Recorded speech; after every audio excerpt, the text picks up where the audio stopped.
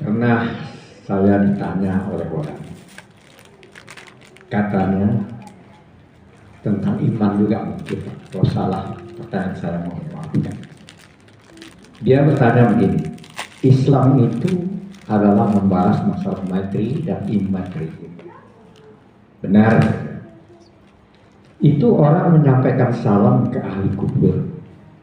Assalamualaikum ahli kubur.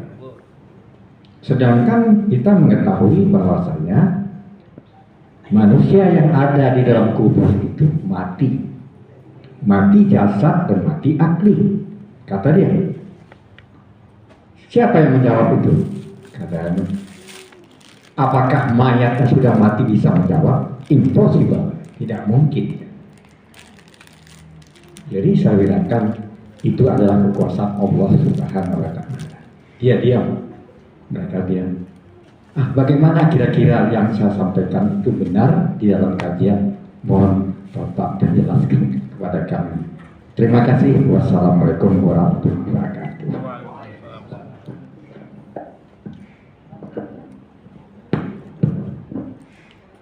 Baik, Masya Allah. Jadi kembali kita dudukkan ketika bicara Al-Quran tadi Pak. Ada wilayah keyakinan, ada wilayah amal. Itu dulu. Jadi ada tuntutan untuk meyakini, satu lagi tuntutan untuk mengamalkan. Ketika Allah mengingatkan kepada kita, misalnya ayat yang tadi kita tampilkan, ini ayat yang berbicara tentang meyakini. Makanya tuntutannya adalah iman di situ. Ada ayat-ayat yang berbicara tentang kutiba alaikumusiyam, aqimus shalah wa atuz zakah.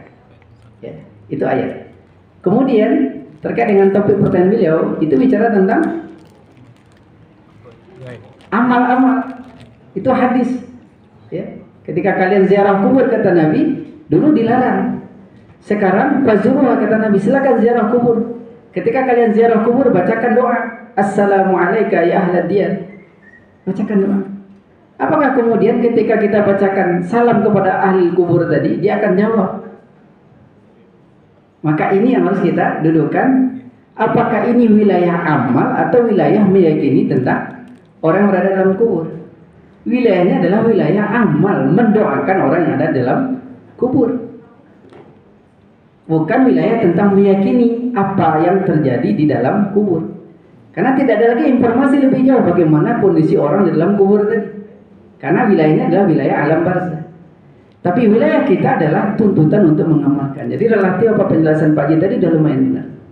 Contoh, ya. Dalam wilayah yang berkaitan dengan syariat, ya. Ketika Allah dalam hadis itu, ketika dalam safar, ya. Dalam safar nanti dalam topik fikih, ya fikih taharah, itu kan kita boleh kalau berwuduknya masih pakai sepatu. Ya. Berwuduknya boleh pakai sepatu. Ketika berwuduk pakai sepatu, kaki itu atau sepatunya yang dibasuh bagian mana dalam fikihnya Pak? Bagian atas atau bagian bawah? Bagian atas. Logika akal kita yang kotornya atas atau bawah? Bawah. Tapi kenapa fikihnya yang harus dibasuh bagian atas? Karena ini adalah wilayah amal. Ketika wilayah amal, maka konsekuensi atau tugas kita adalah mengamalkan.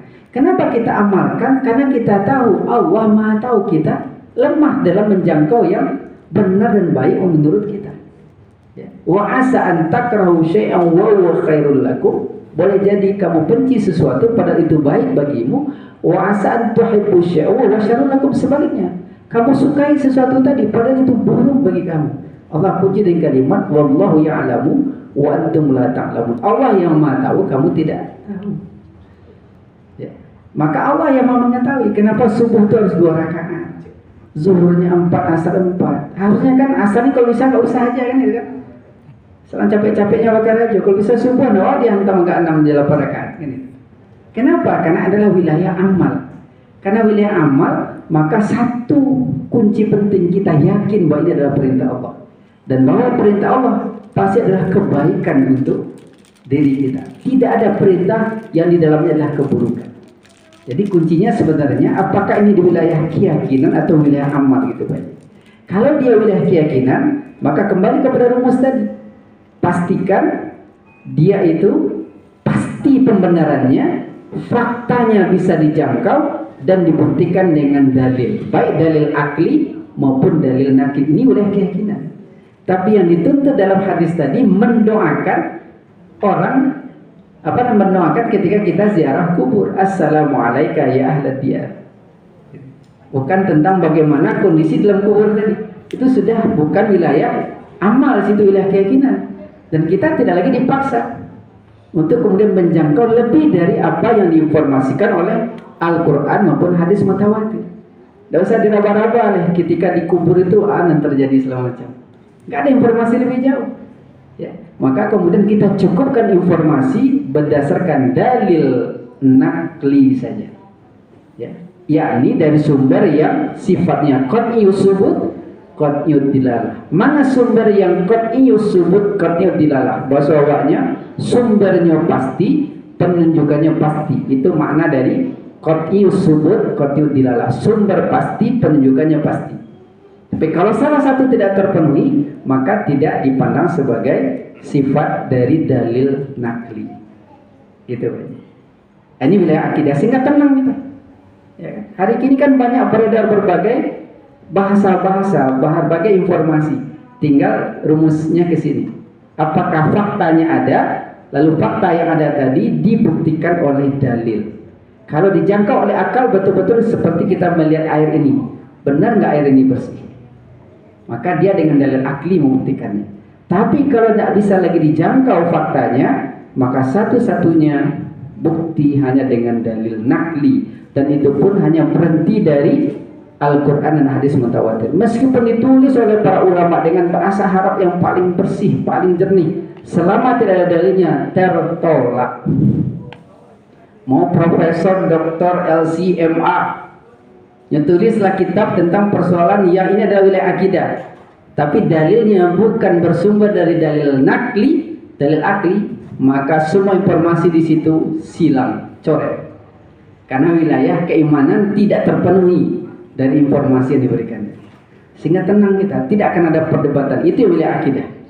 Beda dengan wilayah amal. Kalau wilayah amal, nanti ketika imam maghrib, imamnya menjaharkan basmalah. Waktu ke imam, kadang nggak dijaharkan basmalah. Ya. Kenapa kemudian terjadi perbedaan dalam membaca basmalah di dalam salat? Karena memang wilayah amal. Dan wilayah amal, sifat dalilnya tidak harus qat'iyus subut, qat'iyud dilalah. Nama sumbernya nanti hadis ahad pun cukup. Nah, kita sampai ke kaji itu. Maka terjadilah perbedaan para ulama. Kalau terjadi perbedaan di situ aman, bahkan menjadi rahmat bagi umat. Yang penting masjid itu menetapkan kita mengikut yang mana supaya jamaah jadi ribut. Makanya setiap masjid baiknya memang imamnya tetap. Gitu. Tapi di luar wilayah yang berkaitan dengan amal, seharusnya dengan proses yang benar dalam akidah tadi, seorang yang beriman itu akan sama keimanan. Kenapa? Karena dia gunakan proses yang sama. Ibarat nanam tanaman, pasti tanamnya tumbuh dengan benar. Makanya tadi disampaikan dalam Al-Quran itu as-sabiqunal awwalun, kualitas sahabat semuanya sama. Siapapun mereka, mau dari kalangan muda, mau kalangan tokoh, kalangan pengusaha, kualitasnya sama-sama terbaik semua. Kenapa? Karena mereka membangun keimanan dan proses yang benar yang diajarkan oleh Nabi Muhammad SAW. Hari ini bahkan level ulama sekalipun jatuh. Kenapa? Karena cuma slogan, label, sal, peci, baju yang menjadi tameng bagi para ulama ini. Bukan proses keimanan yang benar. Nah, jadi ini sama-sama dalam rangka tawasau nih Bapak Ibu. Tawasau bagi yang menyampaikan, tawasau bagi yang mendengar, insyaallah.